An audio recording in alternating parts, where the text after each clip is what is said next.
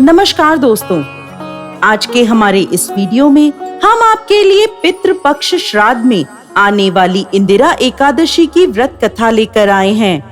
एक समय भगवान श्री कृष्ण से युधिष्ठिर महाराज पूछते हैं, हे मधुसूदन, अश्विन मास के कृष्ण पक्ष में कौन सी एकादशी आती है तथा इसका महत्व क्या है?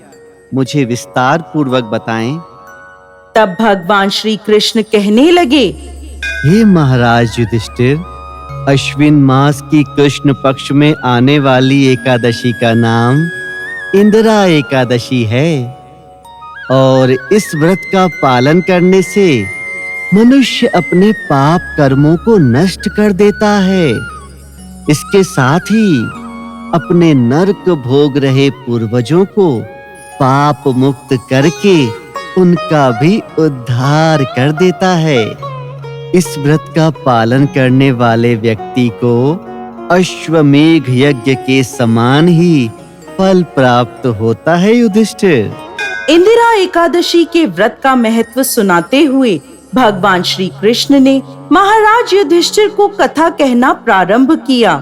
सतयुग के समय में माहिष्मती नगरी में इंद्रसेन नाम का अत्यंत पराक्रमी और यशस्वी राजा राज्य करता था। राजा इंद्रसेन ने अपने समस्त शत्रुओं का संहार कर दिया था। वो भगवान श्री हरि विष्णु के परम भक्त थे। अपना हर कार्य भगवान श्री हरि के नाम के उच्चारण से प्रारंभ करते थे। भगवान विष्णु की कृपा से उनके राज्य में धन धान्य, पुत्र पौत्र और समस्त सुख ऐश्वर्यों से संपन्न था। एक दिन राजा इंद्रसेन अपनी प्रजा के मध्य बैठे भगवत चर्चा कर रहे थे। तभी उन्होंने आकाश मार्ग से भगवान श्री हरि के परम भक्त दिव्यमान नारद मुनि को धरती पर उतरते हुए देखा। राजा ने अपने दोनों हाथ जोड़कर नारद मुनि को प्रणाम किया और उन्हें अपने महल में पधारने का आग्रह किया। महल में राजा इंद्रसेन ने नारद मुनि को उचित आसन प्रदान किया और उनका आदर सत्कार किया।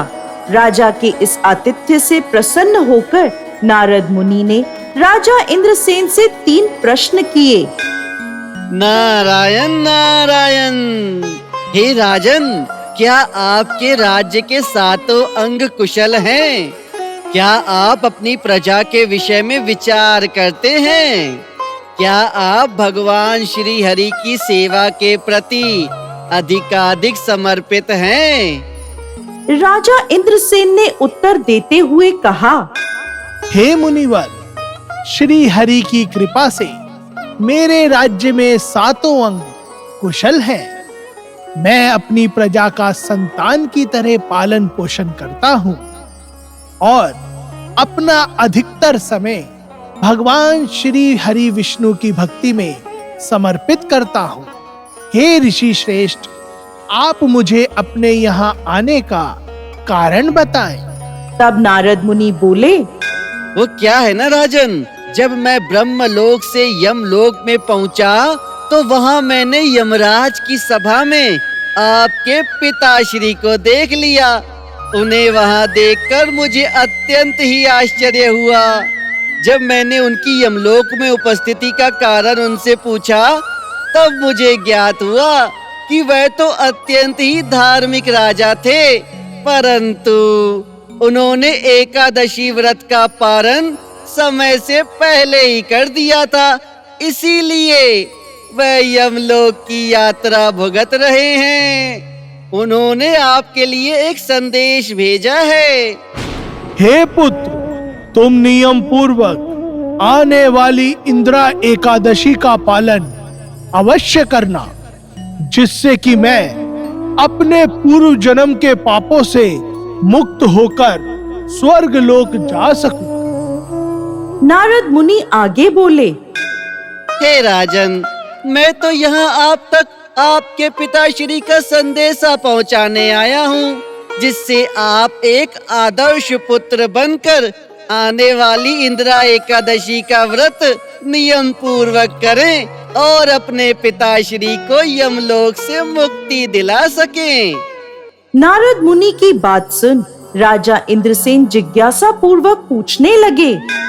हे मुनिवर, इस एकादशी का व्रत और उसका पालन कैसे करूं? कृपा करके आप मुझे उसका ज्ञान प्रदान करें। तब नारद मुनि बोले, अश्विन मास के कृष्ण पक्ष में आने वाली यह इंदिरा एकादशी है।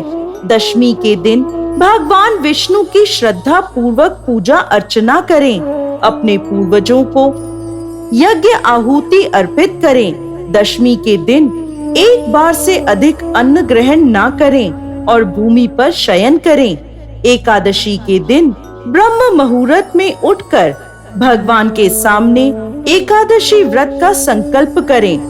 अपराह्न में भगवान श्री हरि के विग्रह शालिग्राम जी की पूजा करें, भगवान को भोग लगाएं, अपने पूर्वजों को भोग अर्पित करें, फिर उस भोग को सूंघकर उसे गाय को अर्पित करें।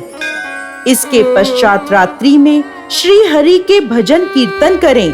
फिर द्वादशी के दिन पूरे भक्ति भाव से ब्राह्मणों को भोजन कराएं और पारण के समय स्वयं भी भोजन ग्रहण करें। इस प्रकार इंद्रियों को संयम में रखते हुए एकादशी व्रत का पालन करें।